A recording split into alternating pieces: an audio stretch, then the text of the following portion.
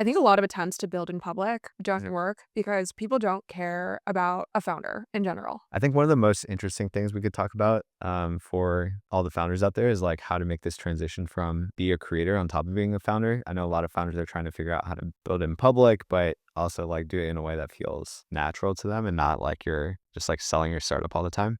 Yeah, I have so much to say on this topic. Where do I even Yeah. begin? I think the first thing that I just is just my blunt hot take. Maybe it's not even that big of a hot take, is that I think a lot of attempts to build in public doesn't work because people don't care about a founder in general. Like, as a standalone thing, like, I think, for example, like, Wishbone Kitchen, another creator that I love, she was a private chef in the Hamptons, and she started off not only with recipes, but also, like, day in my lives because people were intrigued by that job. Mm, I don't think most people care about the average day of a founder. yeah. I care. I think it's really cool. Yeah. Like, half the videos that come up on my TikTok are on this topic, but none of them have, like, huge outsized engagement, and there are very few that I can think of that have really broken out in a meaningful way. Hmm. And frankly, they haven't led with that. Like Strawberry Milk Mob I mentioned earlier, she's become very successful, and she admitted she also started creating mostly to sell her brand, but most of her content really is lifestyle content, and where she started to really take off was the lifestyle content. Had nothing to do with her company really. Now it's kind of become a piece of that, but that's not what ultimately accelerated her. Yeah. Similarly, like Grace Beverly is another one. Like, people know her as a founder of her clothing brand, and I think um you know I think there's also something special about, like, retail and consumer that people are intrigued by, but Mm, until you're really successful, my hot take is, like, no one really cares in the beginning usually about what you're doing. yeah. I think the exception to that is, like, new app launches, especially if they're, like, focused on consumer around a hot topic of the moment, like, right now around doom scrolling. There have been some that have really taken off, but Yeah. I think too many people try to build a following by doing, like, founder day in my life or founder behind the scenes. Yeah. We've tried that. It's hard, like, no one I mean, that's why I talk about Pin a little bit now, but really where I lead is, like, okay, what's the value to the audience, right? Yeah.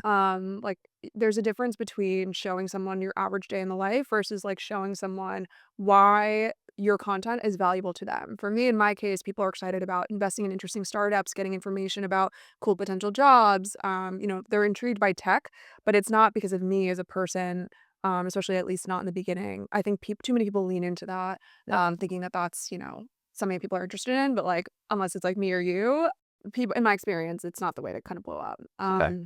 I think that's a really helpful kind of like strategy tip that lots of people can take away from this. Another thing that you hear a lot as a creator starting out is like, should you create content that you want to make or stuff that you think your audience would get value from? So how do you balance those two things? Like, did you look for the intersection or were you more focused on like value for your audience?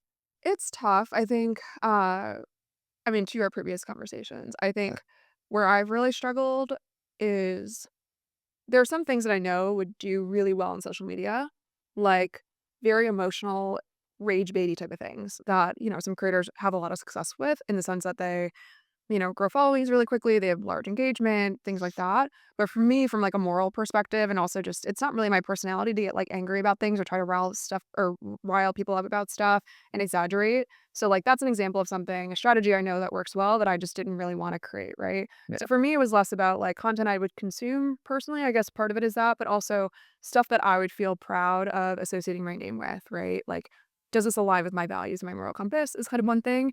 And then the second piece really is strategy, which is like, okay, I think one of the things that really helped me blow up, first on Twitter, then on Instagram and TikTok, and LinkedIn to a smaller extent, not nearly as good as you on that.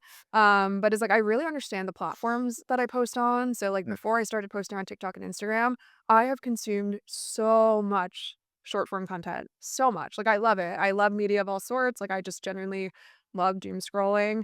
At least I used to more. And so I feel like I had a good understanding of what the cultures of the platforms were like, the types of hooks that worked really well. I literally had a folder that I had that saved, content ideas or like hook ideas, things like that. And so I think it was an iteration process of like, what are people actually looking for from an industry perspective or content perspective? And then two, it's like, how do I package it in a way that I know fits the culture of the platform? hmm. Yeah. Just from watching your content, it seems like you also try to test, or I don't know what your process is, but you find these like repeatable formats that you can use over and over. And I think that's probably important for someone who's really busy, like outside of content, right? That is, like, the only reason why I can keep doing this. And I think in the beginning, so how it all started was, like, my New Year's resolution for this year was I really wanted to create content, and to your point, this is not my first attempt, like, it's actually probably, like, my 4th or 5th, and it had never really stuck before because I didn't commit to just doing it, and I didn't have a routine, and so for me, for the start of this year, it was, "Okay, I'm gonna do this for 90 days regardless," and specifically every day, like, I would wake up at 7, film from 7 to 8:30, and then I would start my work day after that, right? And, I was like, "I'm gonna" Discipline.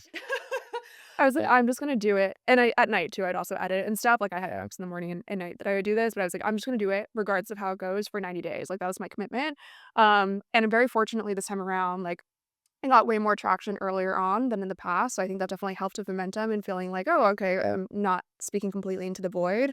But I'd say the first 90 days for me was, like, purely experimental, like, very little strategy involved in that. It was just, like, cool things that I found interesting to share, Yeah.